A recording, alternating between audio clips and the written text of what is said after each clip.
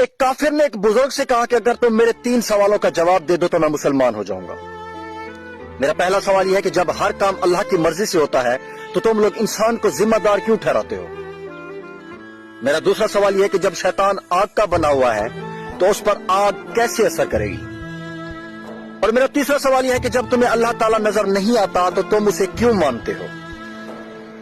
بزرگ نے اس کے جواب میں پاس پڑا مٹی کا ڈھیلا اٹھا کر اسے مارا۔ اس کو بہت غصہ آیا اور اس نے قاضی کی عدالت میں بزرگ کے خلاف مقدمہ دائر کر دیا۔ قاضی نے بزرگ کو بلایا اور اس سے پوچھا کہ تم نے کافر کے سوالوں کے جواب میں اسے مٹی کا ڈھیلا کیوں مارا؟ تو بزرگ نے کہا کہ یہ اس کے 3 سوالوں کا جواب ہے۔ قاضی نے کہا کہ وہ کیسے؟